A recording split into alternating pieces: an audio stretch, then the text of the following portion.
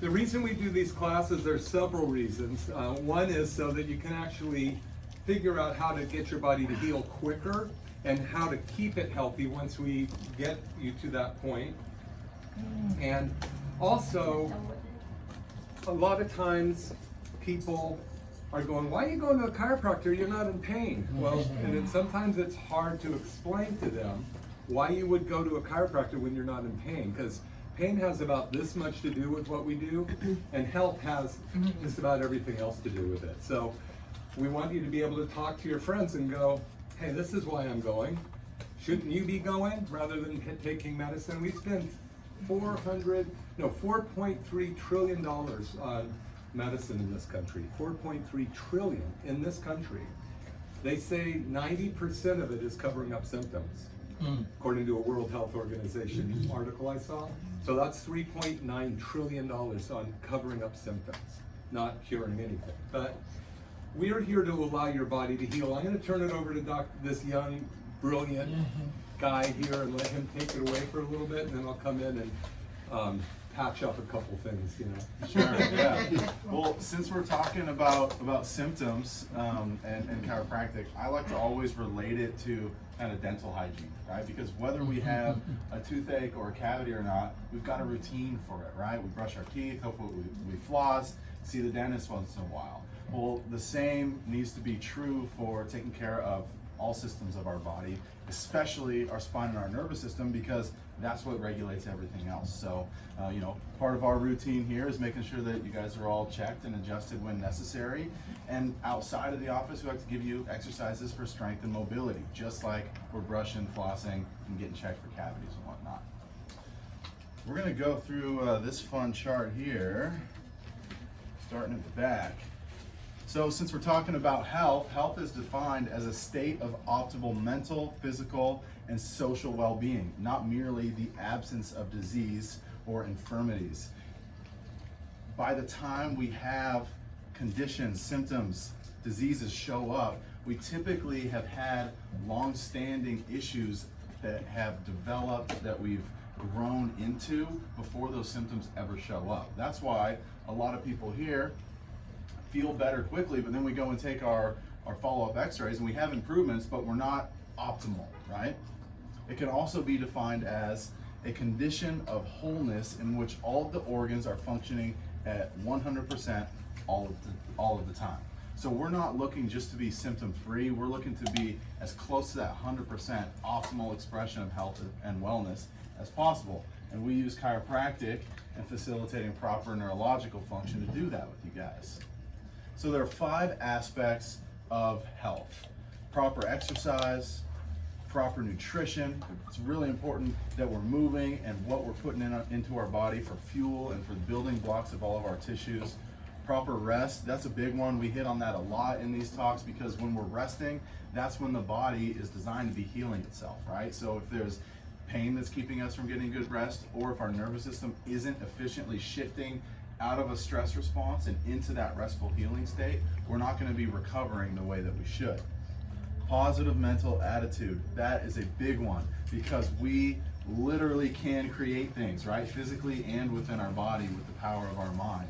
So it's important that we always keep attention to that and you know, be cognizant that the world is going to mirror what we have going on between our ears. And then proper nerve supply. That's an important one, as I've touched on, because it's the brain and the nervous system that controls every function of the body. That's what we're here to do primarily. Although we will give you guys tips and tricks on the other 4, this is the service. Let's keep this brain and body connection open. Let's keep those mental impulses flowing so that we have that potential to function at 100%. So here we're talking about conception. We all know how that happens. We had to get here somehow, right? Sperm meets the egg. Over those first several days, it starts to divide, and that's all driven by that innate intelligence within the body, right? These cells know what to do without our conscious brain telling them, right? That's that innate intelligence that's within all of us, that does all the things that we don't have to think about. Eventually, all those cells start to clump together and they form this structure here. What do you guys think that first structure to form is? I know. Oh, I know you know. What? Yeah, that's the brain and the nervous system, Oh. okay? The brain, the central nervous system, that's the spinal cord, and then we have all these little spinal nerves that branch off to go to every cell in the body. And all the organs and other tissues are gonna start as little like budlets at the end of those spinal nerves, and they develop from there. But it's really the nervous system that guides that whole thing with the help of the innate intelligence, right, Doc? that's right. So the purpose of the brain and nervous system, as we talked about, is to control and coordinate the function of all tissues, organs, and systems in the body. If we sever a nerve, whatever tissue, whatever organ, whatever muscle that nerve is supposed to supply is going to show dysfunction or no function, right? That's the extreme, is severing that nerve. What we're looking for is when there's interference in that proper communication. Like if we have a light switch with a dimmer on it, right? We haven't completely cut the supply to that light, but if there's dimmer on it, it's not going to function the way it should. So that's what we're looking for, because when we have misalignments in the spine, it's like a dimmer on the light switch.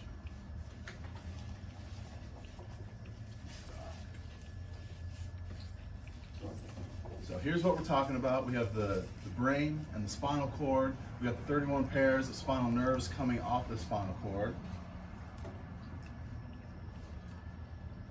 And then we have the cranium, the vertebra, sacrum at the bottom. That innate intelligence is pretty smart. Whatever guides this body, whatever designed this body, knew that the brain was so important. It's the only organ that's completely encased in bone, right? We know how important the brain is. And then, the spinal cord is encased in these movable segments, the vertebrae. Off of the spinal cord and the spine come the spinal nerves that go to, what is it, Doc? 7 trillion different cells of the body? 75 trillion. 75 trillion. Last time I counted. I was a decimal off, yeah. Okay, so with just 31 pairs of spinal nerves and 70 something trillion cells, just interference on one of these nerves can have an impact, a huge impact on a lot of the cells of the body.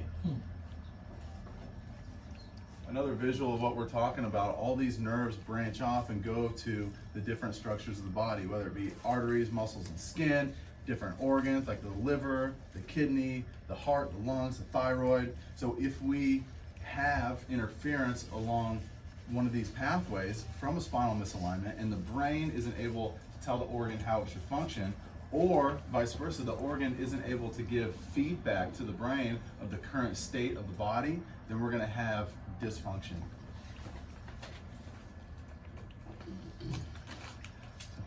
This is essentially what we're trying to detect and correct as chiropractors. It's called a vertebral subluxation.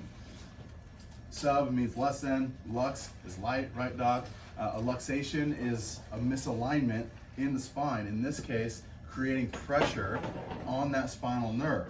So when we have that pressure, and it only takes the weight of a dime to alter the impulse along a nerve, that's when we have the potential or the reality of dysfunction in whatever target tissues that nerve is supposed to be supplying. So our goal with our chiropractic adjustments is to remove those vertebral subluxation, free the tension off of those nerves, and allow the body to heal itself naturally. So we're under this crazy notion in this office that our body's designed to function normally and heal itself, right? Like that's what it's supposed to do. Does anybody else share that crazy notion? No? I guess just a few of us, right? So if that's not taking place, if we're not healing and recovering the way we should, then there must be something wrong. So what we try to do is ask why. What has taken place in the body that's not allowing it to function the way it's designed to? And because the nervous system controls and coordinates every function in the body, it's usually a good place to start looking. Through our phase of care, of course, we want to get you relief. As Doc was saying, a lot of times it's symptoms that bring us in here, even though we've had long-standing issues that have brought us to the point where we become symptomatic. So that's important, is let's get some relief first. Let's make these spinal corrections, try to optimize the performance of the spine and nervous system as best we can, because it helps us maintain our overall health, right? If it's the brain that's guiding the healing process, that's guiding the function of every tissue in the body, then keeping that brain and body connected, keeping the nervous system in a proper balance is only going to help us maintain as best of an expression of health and wellness as possible. And it also works in a preventative manner. The developer of chiropractic, his name was B.J. Palmer. He was there as a kid to witness his dad deliver the first adjustment, which wasn't for spinal pain, it restored a man's hearing. But he always said the preservation of health is easier than the cure for disease, right? And this term, dis-ease, has more recently been adapted to disease, right, or condition. But that dis-ease is what we're talking about that manifests when the brain isn't connected to the body, when we have interference along our nervous system from the spinal misalignments, from vertebral subluxation. So if we can keep the body in a state of ease, that makes it much less likely that we're going to develop dis-ease and eventually disease. Hi. Everybody tracking with me? Come on in. Doc, I'm gonna tag you back in. Yeah. He's hiding. He knew it was his turn. Hi, good to see you. Come on in. I know. Yeah, there's some more room. Sorry for the interruption. Oh, no Good to worries. see you. Okay, so very good job, isn't it? Got to Yes. learn something. I forgot everything he said, so I'm glad Me you too. did. It's so nice to have that. So what I wanted to do was kind of just fill in the blanks a little bit. You know, when I first was carried into a chiropractic office at 20 years old, I hadn't moved in 3 weeks. I couldn't even get up to go to the bathroom. I was in such bad shape. And I'll go into that a little bit more and tell you the kind of miracle that I discovered at that moment, which changed my life forever. But before I do that, I'm gonna just kind of amplify a little bit of what he was saying. So, at first when we are conceived, it's, egg and sperm come together and it's one cell. Pretty soon it develops, like Dr. Taylor was saying, where you got the brain and you got all these spinal nerves, 31 sets of them, that go all the way down to and for, information to and from, and then we start to see the development of these vertebra to allow us to stand, to protect the spine. And as Dr. Taylor said, the only organ in the body completely surrounded in bone is the brain.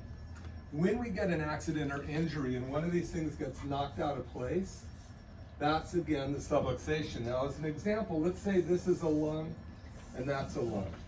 And there's a nerve being irritated feeding that lung. Let's say little Johnny comes home from school, and we've all been really afraid of these guys in the last few years, starts sneezing all over you or in the house, and you're 3 rooms away, but that little virus or bug or whatever is going to get in your body. All of us have, if you took a look at the amount of viruses on our skin, all over us, it's amazing that we're still alive. I forget who I was talking to about that today, but it is amazing that we've survived this long. So anyway, this little bug gets in the body. Do you think it's going to get into this lung or this lung? Nasal. Yeah, it's getting in the nasal, carries through the lymphatic system all the way through your bloodstream. Each blood cell goes through the same tip of my finger. I have the same blood cell goes through here 5 times a minute. Your circulation goes 5 times a minute. Every blood cell goes through every organ 5 times a minute. Pretty crazy. So when this gets in the body, do you think that thing will get into this lung or this lung? Both. Oh. Absolutely. God, you guys are smart.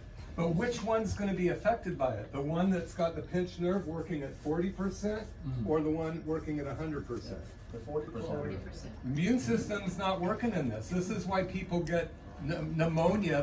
There's 5 lung places, right? What are they called? Lobes? There's 3 on this side and 2 on this side to make room for the heart. Sometimes people say, I have pneumonia in the lower lobe. Well, how come the whole thing didn't get pneumonia? Because this is where the nerve was being affected, which weakened the immune system. So that's what we do. We detect and correct chiropractic, subluxation, hopefully way before you even have symptoms. So when people come in with low back pain, we like to check the whole body. We want to make sure that we catch something ahead of time. How many people have ever had a toothache? How long do you think that cavity was there before you got the toothache? A long time. And that's the same with these subluxations. They wear and grind the disc out. We can catch it ahead of time. We're going to help you a lot. So chiropractic goes in and corrects that. So one of the things that I want to go over, I don't know why I got elected to do this, because having broken my back at one point, it's really hard for me to get up and down, but Dr. Taylor won't do it, so I'm going to do it. It's not in the job description. It's good exercise for you. So, you know, we spend ideally a third of our life in bed. So by the time you're 60, 20 years you've been sleeping, if you're lucky, or, you know, those friends of mine that on the weekend always never got up till 11, always made me mad because the whole day was being wasted. But so it's so important that you sleep correctly. So I'm going to show you the right ways and wrong ways. And because if you're sleeping wrong for 8 hours a day, pinching off nerves, your organs are going to shut down. You may not feel it, but the organs could be not working as well.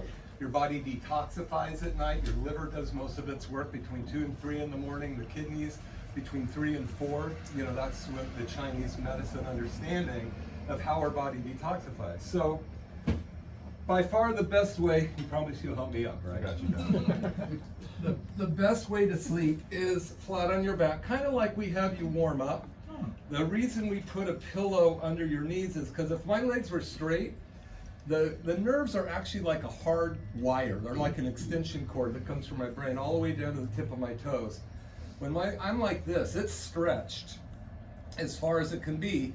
And if I have subluxations, let's say in my low back, and it's being stretched, the nerves are being stretched over those bones with spurs on it, I'm going to be in pain. So by bending my knees, I just relax the spinal cord a little bit down and throughout my spine, so it gives the spine a break, okay? And then people think pillows are for your head. That's not, really, it's for your neck, and I'll show you in a sec. Some people sleep on 1 pillow, some 2, some 3. Some people like to fall asleep on the couch. Don't do that. But really, the pillow is supposed to be, whenever I do this, I feel better. It's supposed to be under your neck like this, getting that natural curve in there. Again, it takes pressure off the spinal cord and relaxes all those nerves going down to your fingers, your thyroid gland, your lungs, and your heart. So the nerves in your neck go to those areas of your body, so it's really important to get them to relax. So some people have already said, well, I can't sleep this way because somebody says I snore. I don't think I do, but it must be the dog next door.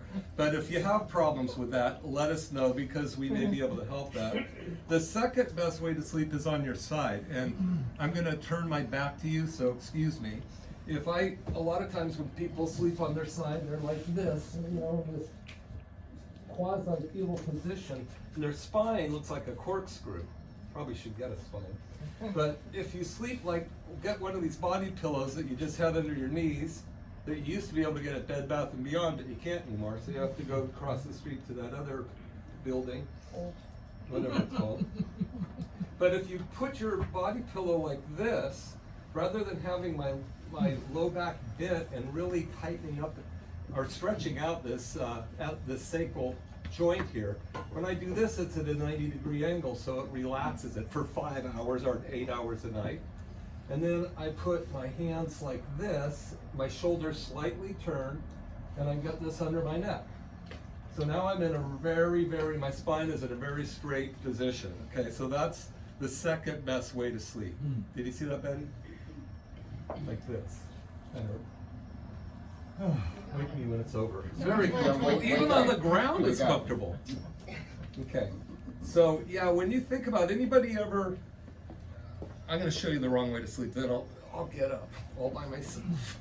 The wrong way to sleep is like this because your neck's going to be turned like this or like that, and it's going to kink it, and that is going to cause problems with all those nerves. So I used to sleep on my stomach when I had really bad back pain because it was the only way I thought I could be comfortable, but it really never really solved anything.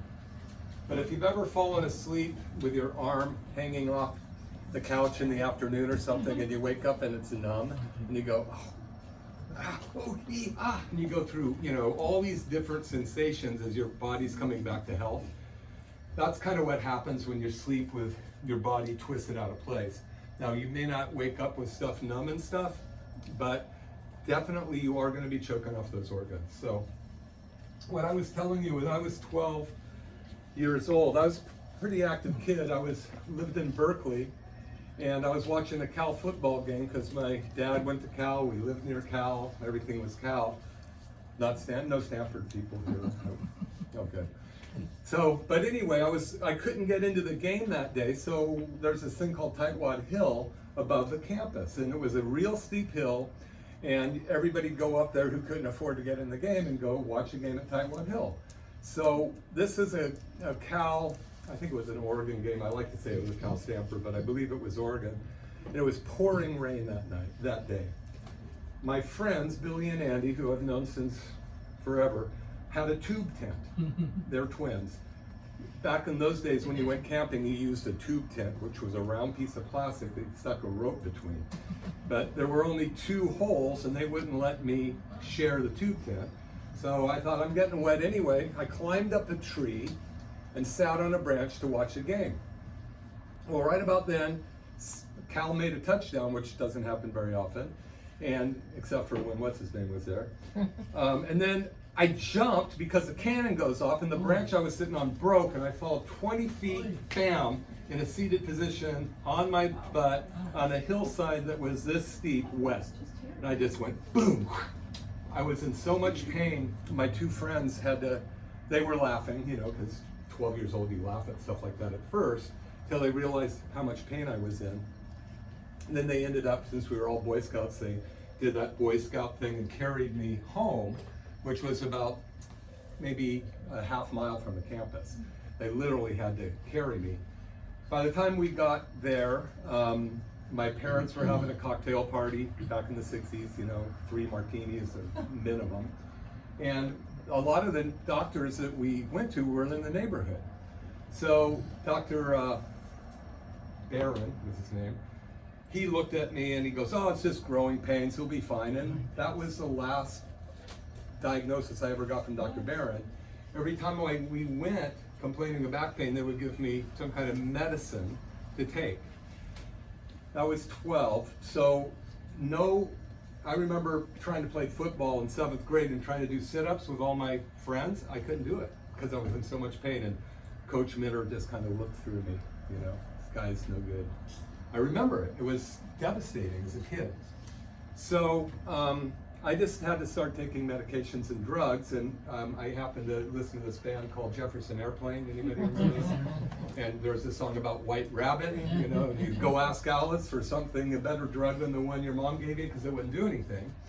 So I literally got addicted to drugs. I mean, it's a kind of a funny story, but I got so addicted to drugs that I almost OD'd at 28 years old. It became not just trying to get out of pain, but I got addicted to them, and it almost took my life.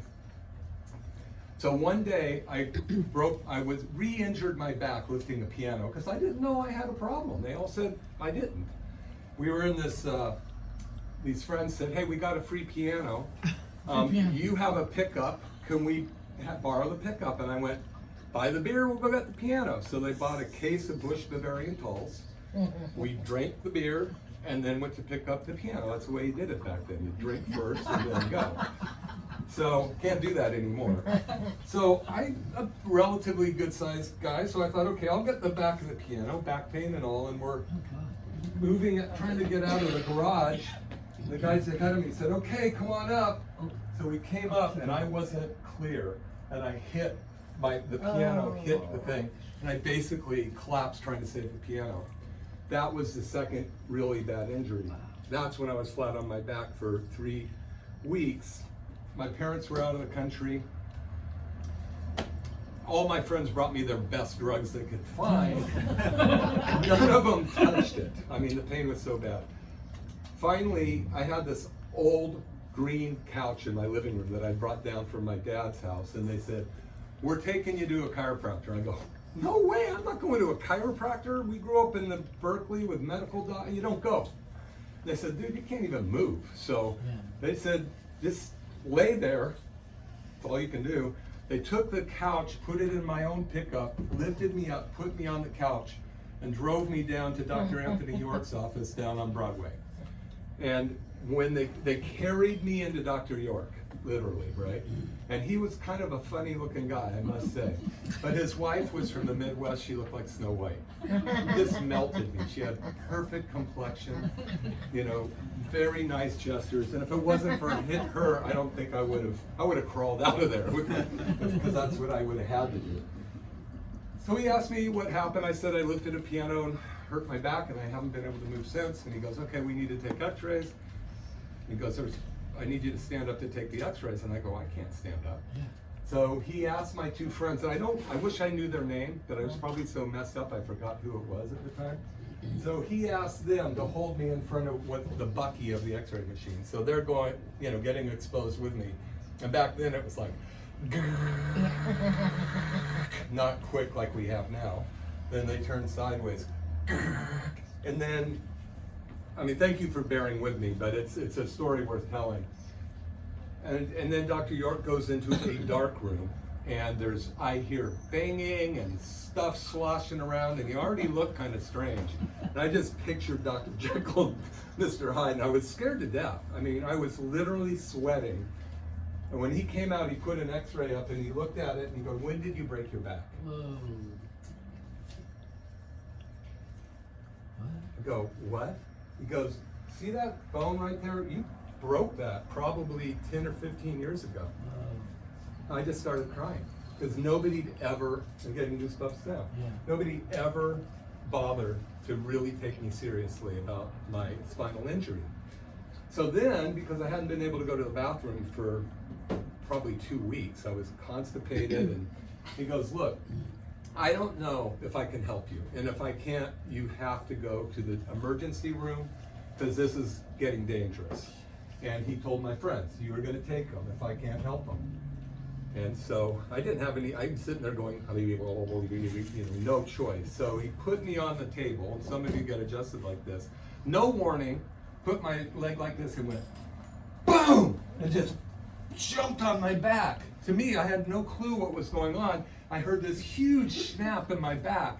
And I literally jumped up, and I was going to hit him because I was kind of a, not a very nice guy back then. But I realized I was standing for the first time in 3 weeks. I mean, unbelievable. So then, all of a sudden, this funny-looking weirdo chiropractor became my doctor. I'm going, Dr. York, what did you do? And I was still in pain, no doubt. And it took a long time to get me where I was. But he's the guy that gave me my first adjustment, changed my life, actually helped me through chiropractic school. Even though I couldn't read till I was 28, completely dyslexic and drug-ridden, so I never learned how to read. I couldn't. He just helped me through chiropractic school. When I got out of school, he goes, here's a room, start treating people. And I had a passionate mission. In about a year and a half, he goes, you're gonna have to move, go find a bigger place, which we did. And so I actually went to school with his dad, chiropractic school 30 some odd years ago. And his dad's a great chiropractor, treats lots of amazing people back east. But that's my story, I'm sticking to it. Wow. So at any rate, that's kind of my message. That's why we're here. That's why my staff are so incredible. They all have this passion to help people. I just went to a restaurant the other day, and it was an open, you could watch everybody who's cooking and serving, and I had to take pictures of them because they were all scowling. And didn't I show them to you guys? I showed them to my staff. I go, this is not the service we want to give. We have one chance. Like Dr. York had one chance to change my life. And if I was able to get out of there, I probably would have. So I just want to make sure you guys understand that. So thank you for being here. We have some brochures for you here that have got some good information in them. You may have already got one of these. Yeah. When I start my alignment, are you going to jump on my back? He is. We have different ways to adjust these days. Okay. But yeah, there's some really good information in here, some spinal charts. This is a way for people to find us. You know, I have the radio station. I'm on the KSCO for the last 5 years, 1 to 2 every week. How many of you found me from the radio? Quite a few of you. Okay. Didn't you originally? No, you were here before that. I got a cold call one day for free chiropractic. You're kidding. First adjustment, and I was somehow routed to your office. Wow. That must have been a long time ago. How old are you? No, don't skip. Older than I want to be. But. Yeah. And in here, should hand these out to you. I don't know if we have it now. I think I have one already. This has got more different Okay. information. Okay. I'll give you guys one here. There you go. We're gonna need a couple more, somebody. There you go. Yeah, we're working on it. They're working on it? Yeah, Okay. some people have already had them. but we're gonna get- Well, we have those yellow forms. The yellow form.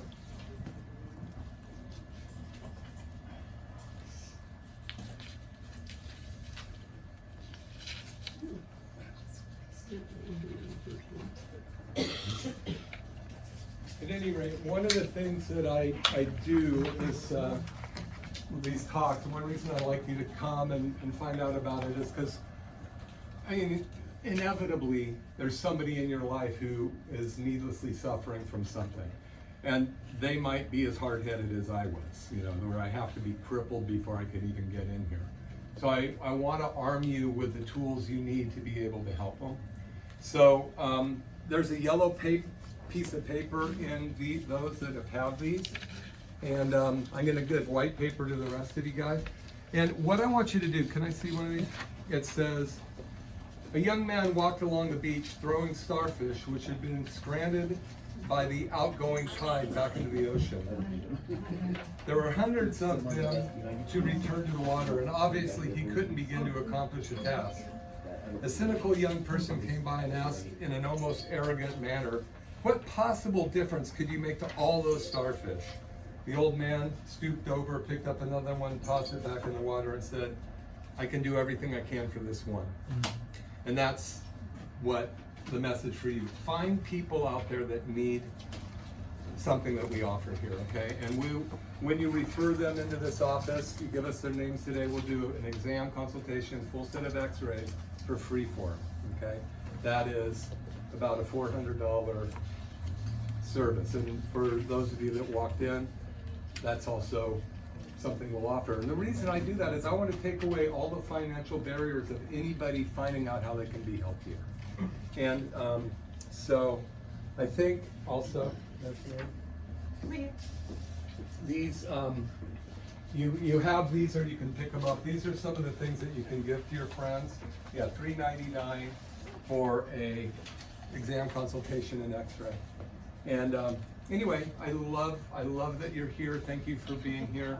If you ever have any questions, when you come in for your adjustment, we're pretty much focused, or Dr. Taylor's pretty much focused on getting rid of that subluxation. After adjusting for 35 years, my body doesn't want to do it anymore. It's like playing tackle football 8 hours a day, 5 days a week for 35 years. And so I am doing what my doctor told me to do. Go out. He wants me to go out to the pasture. Is that how you said it? He's putting me out to pasture. No, but if you ever have any questions, just say, hey, look, I have some questions. I want to look at my x-rays again, or whatever. We may have time to do it then, or we might say, okay, great, let's get with the front desk and set up a special time that we can do that. So I just want you to know that we want to make sure that you get your questions answered anytime. Okay, anything you want to say in closing? We got it. Yeah? Nothing? Oh, who didn't get one of these? Who wants one? Frank? Sir? Okay, and you need one? No, I got one. You got one? Yeah. This has got a little bit different information in it than the one you gave your husband. But, anyway, so you're free to go. Thank you very much. Yeah, thank you for coming.